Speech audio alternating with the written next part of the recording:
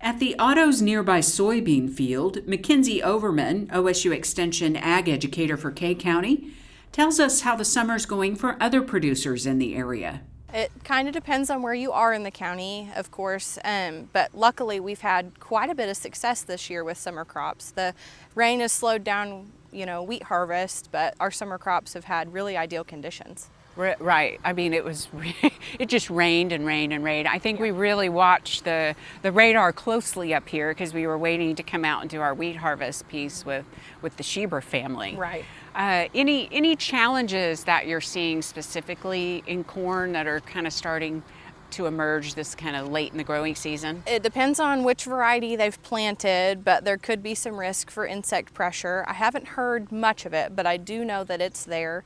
Another thing to look for is any kind of rusts or funguses coming out. Hopefully everybody sprayed fungicide, but they may not have with uncertainty on rain. So those are two things that I see could be a problem this year. Switching gears a little bit, we're standing in the Otto family's beautiful soybean field. Yes.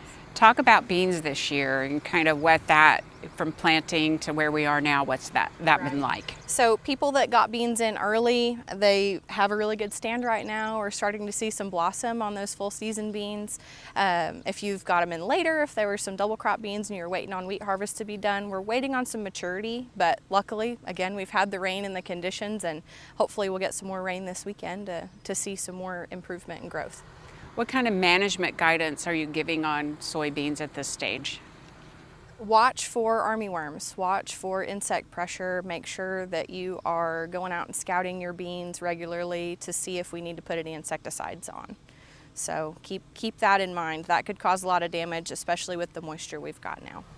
How about any other crops that are growing up in northern Oklahoma? Well, cotton has looked good. We've got some cotton here in County, not a lot, but some, and that has been coming on really well, thankfully, again. But we're still at the end of wheat harvest and trying to get that finished up. Hay season is in full swing, so be on the lookout for people driving tractors and rakes and balers. So I don't know that I've ever, in all my years of doing sunup, heard about wheat harvest at the end of July going into August. Did I hear you right? That is odd. Yes, we are looking at wheat that has still not been cut. We are trying to get that finished up. There's people who finished up yesterday, and there's still some left to cut. But sprout damage has been a real concern with this, with as long as it's lasted and the amount of rain that we've gotten during harvest. So hopefully everybody can get it out if they don't have a whole lot of sprout damage. They need those fields, right? They It's do. just almost time They to do. plant again. It is. It really is. And thankfully they'll have enough time, hopefully, to turn around. I'm wishing for the weather to cooperate. So Let's hope so. Always the case when you're in the field of agriculture as your profession, for sure. absolutely. MacKinzie, thanks so much for having us out. Thanks for your time, and best wishes to all the producers in this area with their summer crops and finishing up that wheat. Thank you. Thank you, Wendell.